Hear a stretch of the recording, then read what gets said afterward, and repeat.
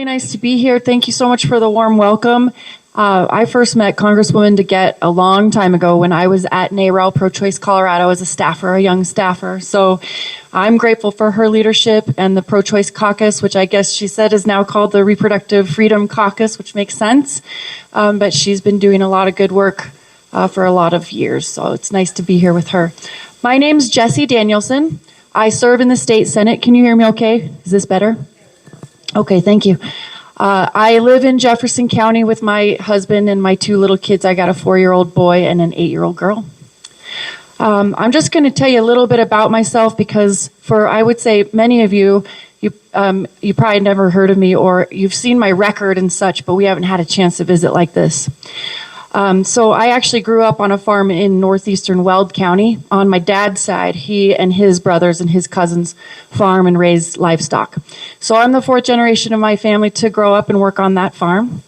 And after I graduated from high school, I went to school at CU, where I figured out this year I was also the 4th generation of my family to go to school there because my niece is going there and she's a freshman and she's actually living in the dorm that I lived in.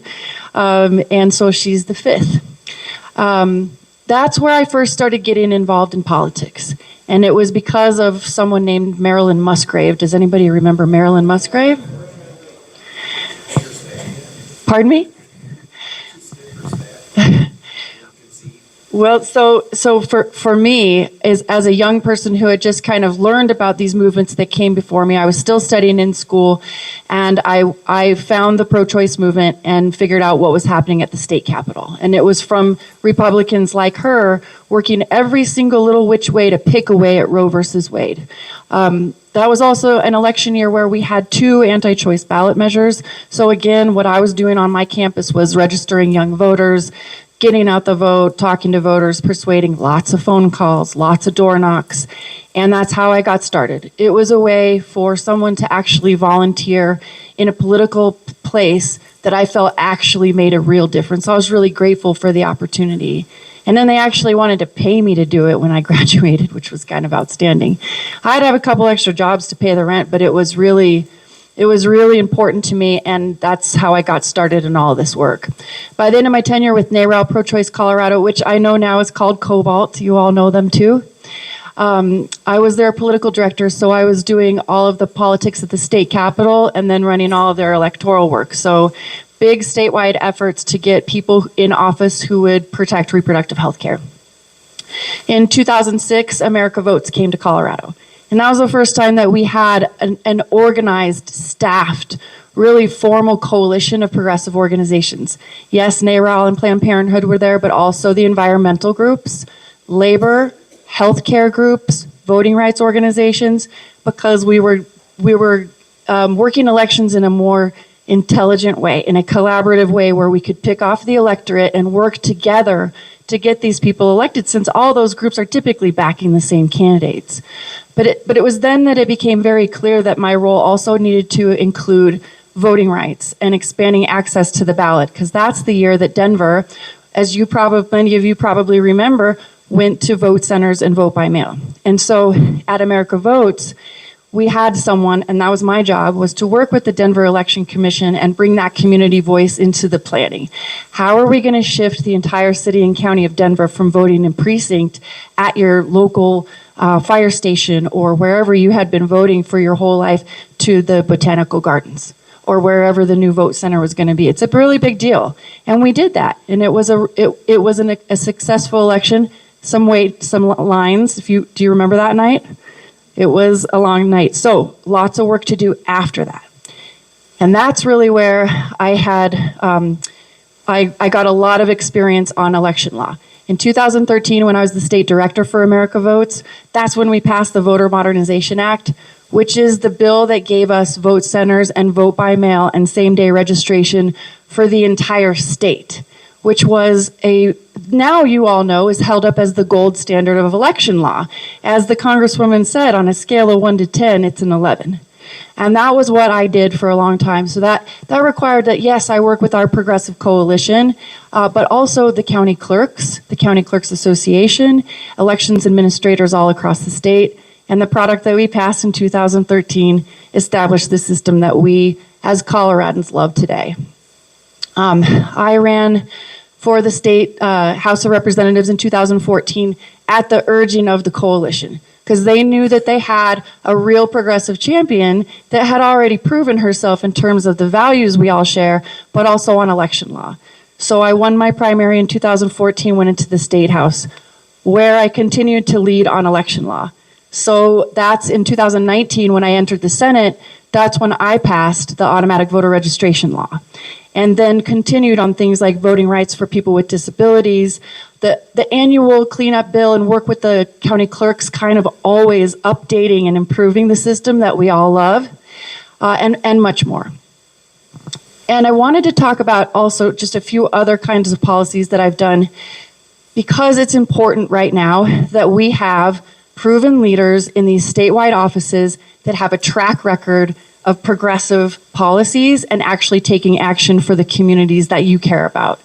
And so along the way, in addition to voting rights, I also did a lot of work in labor law. And so have you all read about the Worker Protection Act that's been going through the legislature that Polis vetoed last year?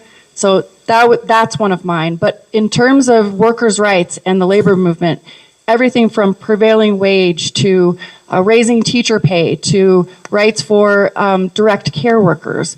I mean, if you name it, and I've worked with those unions, which is why the labor movement has consolidated around my race in this primary. Every labor organization that's endorsed has endorsed me. But also issues facing older Coloradans. So when I moved to Wheat Ridge in 2011, it was to be near my mom's side of the family. So they'd lived there since 1957. And it was close to the Capitol, and I'm very close with my family. And so when I ran, I made a promise to the founders of my own family, but also our community, to say, we need someone to step it up and put the issues facing older Coloradans first and center to make sure that Coloradans can age with dignity and safety wherever they wish, as long as they wish. And so, well, thank you. That's what I think too. But it was a real purpose of why I wanted to run.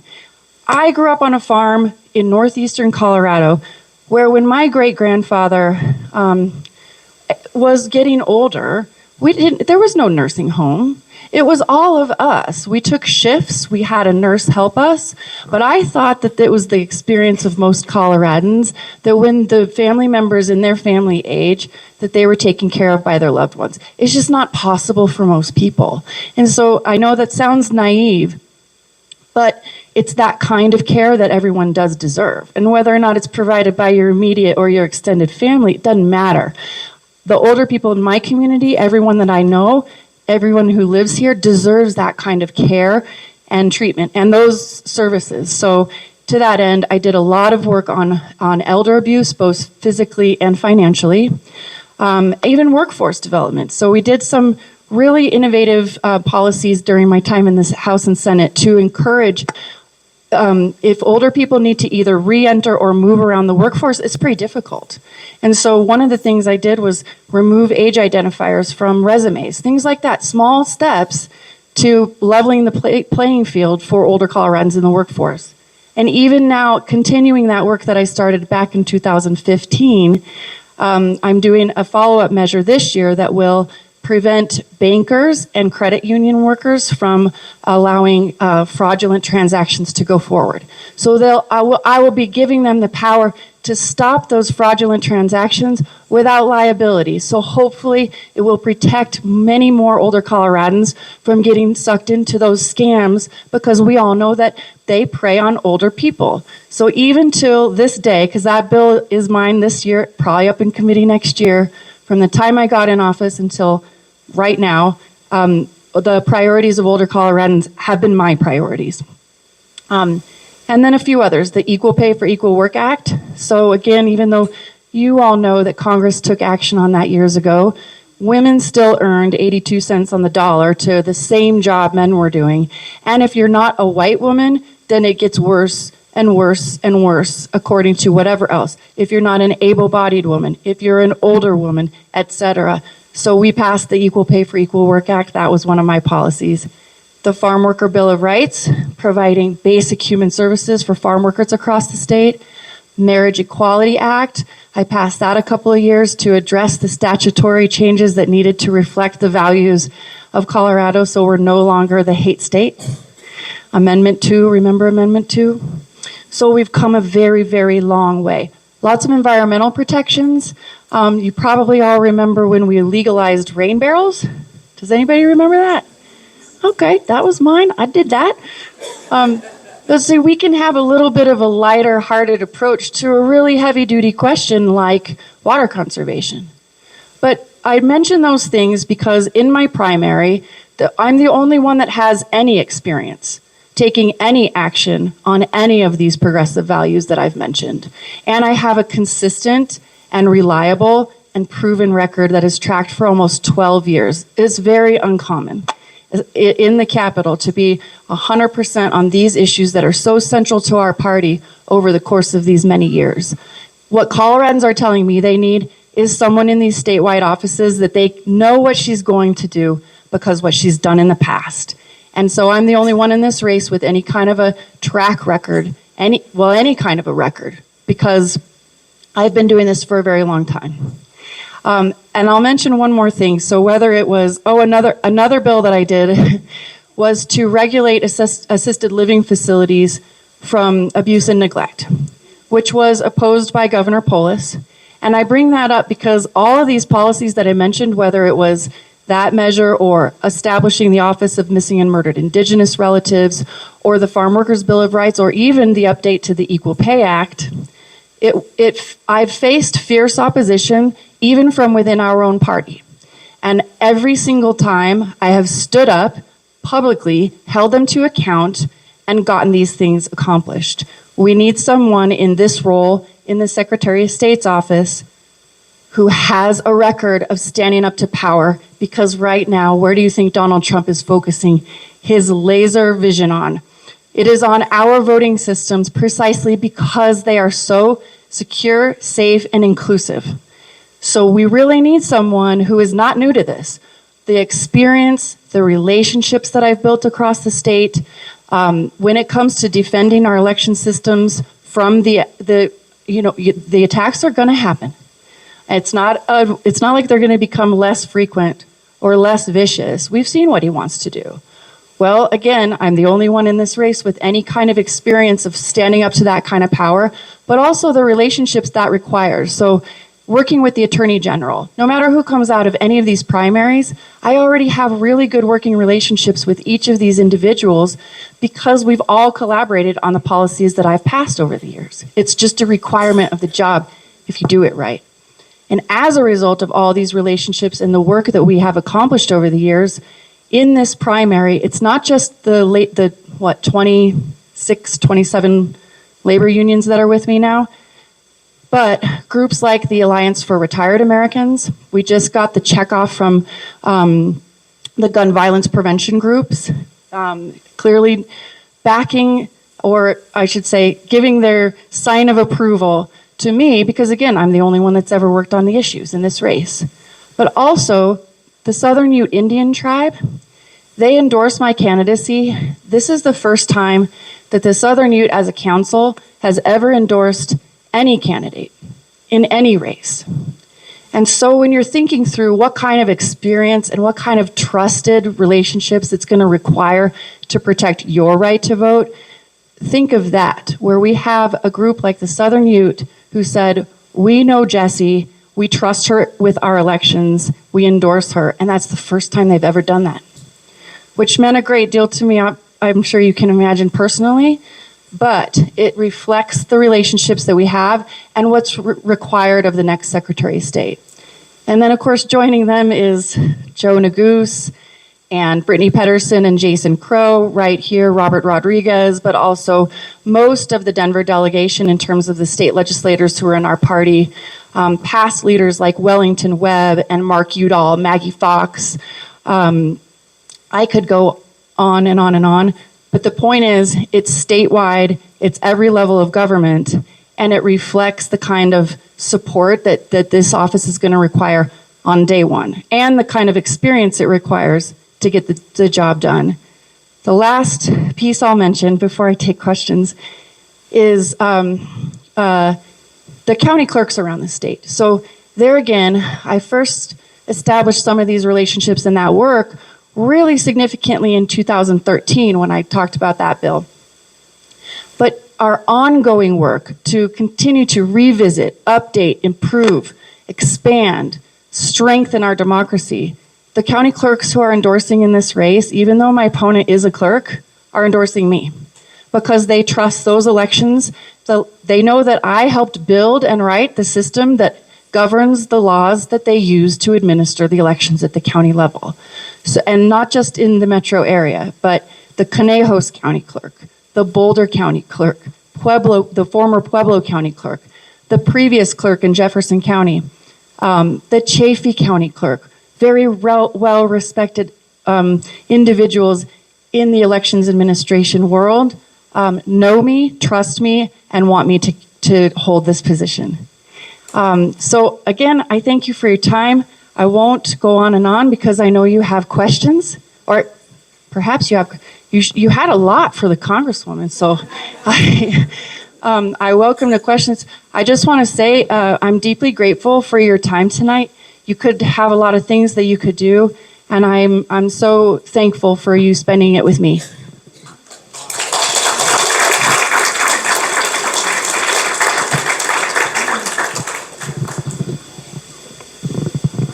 I'm not going to do cards right now, but I want the speechifying to be short because we're late. And so if you have questions.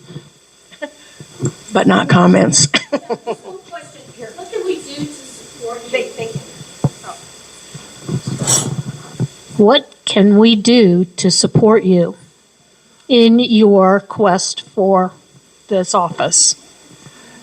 That's my favorite question. No, but it is generous. If I've earned your support, your vote, and your confidence, there are some things you can do. First of all, just like Congresswoman DeGette said, our primary is coming up in the end of June. Please spread the word about the strength of my candidacy and the need for this for me to fill this role. Your vote is very important. 2, contributions. And so again, powering the grassroots effort. You all are not new to this. You know that it takes finances. And so a lot of folks are putting their money where their mouth is, and whether it's $5 or $14.50, just know that it goes to a really talented grassroots team, and we're going to get the word out all over the state. 3, if you want to volunteer, just like, again, I know your time is probably being pulled in so many different directions, but since you know that I'm a grassroots organizer from 25 years ago, I know what to do if a volunteer is so generous to say, you can have my time. We will put you to good work that you can feel very proud of. So your vote, your dough, your time. What's your website? It's just my name, JessieDanielson.com. And it's JESSIE. JessieDanielson.com. And that's also where you can find me on social media. I love the questions about, better utilizing our platforms, because long gone are the days where it's just town halls and newspaper articles. We have to work hard to be accessible to our constituents. And so I'm also trying to be better about that. But if you're on Facebook or Instagram or Blue Sky or Threads, I am not on X. I used to be, not anymore. But on all the rest of them, just Google or search Jessie Danielson and you'll find it. Anybody else? Oh.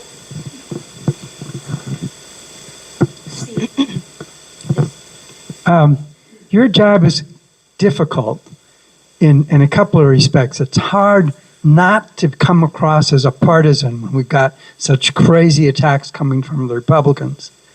But it is important that people on all sides are confident that our elections are being run in a free and fair way. So how do you handle that kind of tension? Yeah, I think there again, that's why so many people urged me to run for this seat, even knowing who else was interested. So again, even just my background has what I've found when I'm going across the state and meeting with people, it puts people at ease. Say I'm meeting with a Republican county clerk. Because yes, what I need to do to win a Democratic primary is visit with Democratic voters. But I intend to win this race. And so along the way also, and prior to running, I wanted to connect with the clerks around the state who I might not have known as well. When I sit in the office of a Republican county clerk from a rural county, and they understand even just where I came from, there's already an automatic connection, and I can say with genuine honesty that the needs of the rural voters are going to be top of mind, and I know something about that because my family comes from there. And I know what some of the challenges are in a different way to what challenges a voter in Denver. Not that either one is any less difficult or more important, but it puts them at ease. And because of my legislative record, in terms of the work that I've done, fighting for veterans, older Coloradans, equal pay, farm workers, these are not partisan issues outside of the Capitol. They are important to most Coloradans. And so when I can sit and visit with people and they understand where I'm coming from, and quite honestly, just taking the time to prioritize the elections officials across the state, no matter what party they are, it has given them confidence and an open line of communication from day one, so that they are also now getting to know me and have confidence that yes, it doesn't matter what party you're in or who you vote for. If you're an eligible elector, you get to vote, and I will fight tooth and nail to the vote to protect that. So you're absolutely right. There are different ways to approach this. My approach is going to follow how I've already said on my campaign, which is prioritizing the needs of the counties no matter what their zip code is, visiting with people from different parties who administer elections, of course, building trust there, and then continuing to earn the vote amongst Democrats. But you're right, and that will be my approach. I think it would really help if you could ally yourself with the concerns the citizens have about water. Water is huge. And so how is this going to be addressed in the future on the state level? So you all heard the question. She said one issue that you need to be clear about is water. And you're right, especially so, I was down in the San Luis Valley very recently. It's a really different set of issues than facing voters in central Denver. And there again, like I said, the Conejos County Clerk in Antonito, Colorado, 6 miles from the New Mexico border, saw what he wanted to see in the Secretary of State in Denver. When I'm in Pueblo, they say, well, we know that she's not going to go and leave us for the great state of Denver. It mean no offense, because I work in Denver, I lived in Denver, I love Denver, I live in Jeffco, I used to be in Boulder, I grew up where I grew up. But when I can talk to a person like Representative Martinez, who represents a huge swath of the valley, and he knows that our whole livelihood depended on the weather, and I understand about water issues. I served on the Ag Committee for the entire time I've been in the legislature. There again, it's a way that I can connect with people no matter where they come from in a genuine way. I'm not making it up, because it's been my job in the Senate, but it's also been my life before. How many Denver Democrats do you know that set water? I mean, My husband was on the water board. on the water board. I'm just saying, that was in my bones. And so while the Secretary of State is not going to legislate the way I have been, it's a set of experiences that's unmatched in my primary, of course, but it's why this candidacy makes sense for the rest of the state. And what helps me build trust, even if we're not talking about elections. Towards the bigger goal, obviously, of having someone in that Secretary of State's office that they trust with this task. Because the Secretary of State is going to be required to communicate consistently and reliably about your voting rights in the face of a Trump attack. And to your point, if they don't trust the Secretary of State, it's not going to matter. And so I think all of this is part of why so many people urge me to run for this race. One final question, because I've got somebody who needs to make some announcements. Are you going to come to the Republican meeting that we have here? So the question was, are you going to come to the Republican meeting that we have here? I've not been invited. But I think but it's a really good point. and after I win the primary, I have to earn the rest of the electorate's trust too. And so I would say I'm open to a lot of that. They didn't reach out yet, but I think that probably makes sense since they have their own. It's pretty small. So,